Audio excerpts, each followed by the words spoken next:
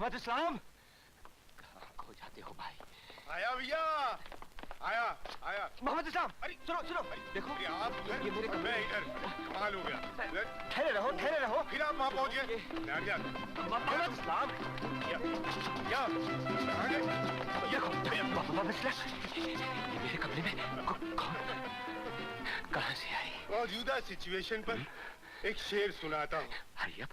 चांद निकला तो हमने वहशत में जिसको देखा उसी को चूम लिया। चांद, मेरा मतलब लड़की, बिस्तर, सितार, फूल, वो मेरा कमरा तो नहीं हो सकता। नहीं तो फिर मेरा कमरा कहाँ है? वहीं जहाँ था। मोहम्मद इस्लाम, उस कमरे में तो एक लड़की लेटी हुई है। लड़की या उसका ढांचा? सर से पांव तक लड़की ही लड़की। मगर भैया तुमको तो लड़की में हमेशा ढांचा नजर आता है। मोहम्मद इस्लाम, लेकिन वो लड़की है। हाँ, वो चांद जो खिड़की से दाखिल हुआ और बिस्तर पर सो गया, वो चांद जो तुम्हारी इलेक्ट्रॉनिक जिंदगी में चांदनी बरसाने आया है, उसका नाम है विद्या। माँ, कहाँ खो गई थी माँ? सपनों के संसार में। जैसे ही मैं तुम्हारी शादी के मंडप तक पहुंची, तुमने आगे बढ़कर मुझे जगा दिया। एक बात साफ साफ कह देता हूँ माँ, तुम्हारी ये बात मैं हरगिज़ नहीं मान सकता। और शादी, What is this शादी माँ? It's a waste of time. Why don't you understand माँ? तुम मेरी बात अच्छी तरह से सुन लो मानस। तुम इस तरह मेरी तौहीन करके नहीं जा सकते। तुम्हारा और मेरा रिश्ता सिर्फ इतना ही नहीं कि तुम मेरे शरीर से बने हो। मेरी आत्मा भी तुम्हारे अंदर सांस ले रही है।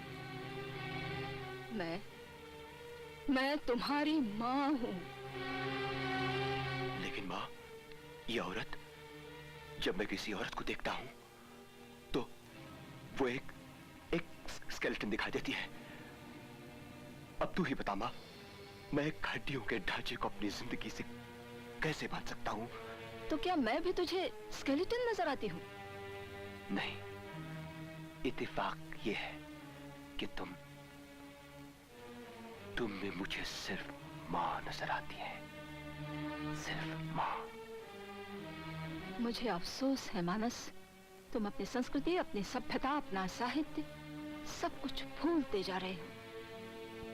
अगर संसार में औरत न होती तो फूलों में खुशबू न होती, जल शीतल न होता, हवा में लहर न होती, रोशनी में चमक न होती। भगवान ने धरती से जाकर प्रार्थना की कि वो अपने आप को औरत के रूप में ढाल ले, और धरती ने भगवान की ये प्रार्थना स्वीकार कर ली। और तुम प्रकृति के इतने बड़े वरदान को एक हड्डियों का ढांचा कहते हो। अगर औरत न होती तो तुम न होते। लेकिन माँ, हम अब कंप्यूटर एम और कंप्यूटर एफ बनाने जा रहे हैं। अब बच्चे की पैदाइश के लिए किसी मर्द, किसी औरत की जरूरत बाकी नहीं रहेगी। बस बस, आगे कुछ मत बोलो। जाओ और जाकर बनाओ ऐसे यंत्र जिनसे सृष्टि के सारे रंग, सारा संगीत और सारी आत्माएं अंधी और अपाहिज होकर मर जाए।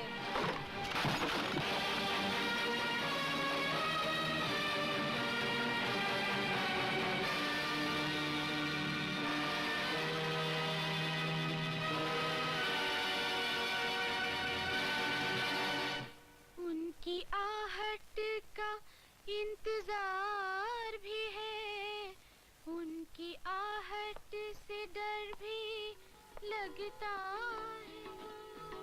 तुम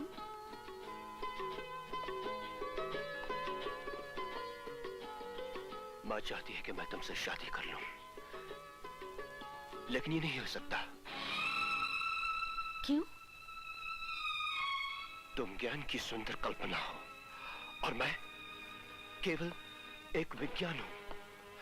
हम दोनों एक दूसरे की दुनिया में दो अजनबी आत्माओं की तरह हैं। आत्मा तो जन्म जन्मांतर से ताल्लुक का वो एहसास है जिसे दुनिया का कोई विज्ञान कभी नहीं तोड़ सकता।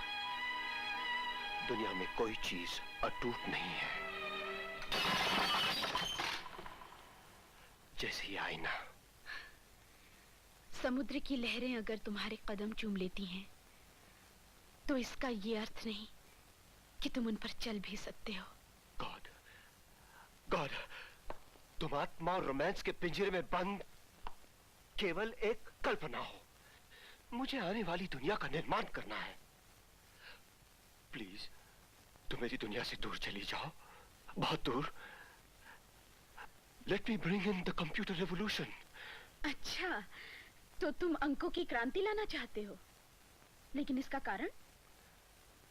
जब तुम लोग कल रेडियो ऑन करोगे, तुम्हें हर कारण का जवाब मिल जाएगा।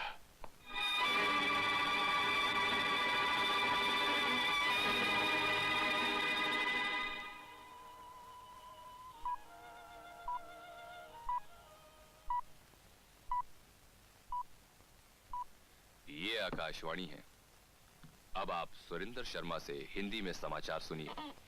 आज दिल्ली के विज्ञान भवन में आयोजित अंतरराष्ट्रीय वैज्ञानिक समारोह में, जिसमें विभिन्न देशों से आए हुए वैज्ञानिकों ने भाग लिया, हमारे देश के सुप्रसिद्ध युवा वैज्ञानिक श्री मानस ने दावा किया है कि वो एक ऐसे कंप्यूटर का निर्माण करने जा रहे हैं जिससे बच्चे की पैदाइश के लिए पुरुष और स्त्री की जरूरत बाकी नहीं रहेगी।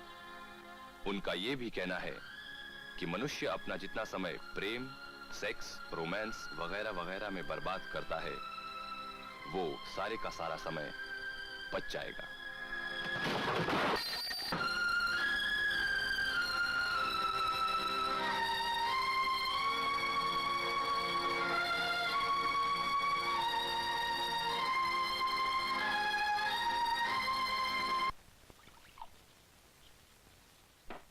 माँ, बस थोड़ी सी दवा और पी लो।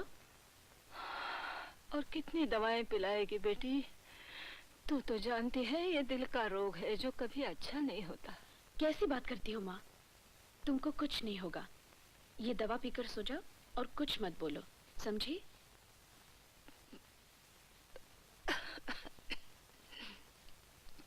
बिल्कुल अपनी माँ की तरह गुस्सा करती है। उसका गुस्सा भी तेरी तरह प्यारा था, बिल्कुल तेरी तरह मासूम और खूबसूरत थी मेरे कस्तूरबा। काश काश मैं उसकी और अपनी इच्छा पूरी कर सकती।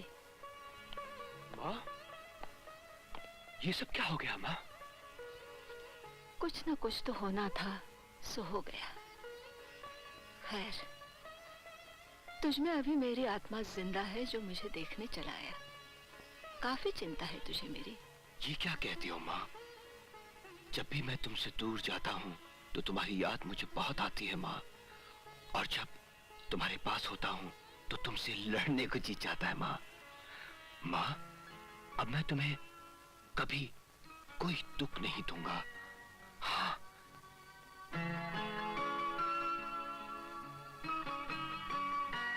वादा? वादा माँ।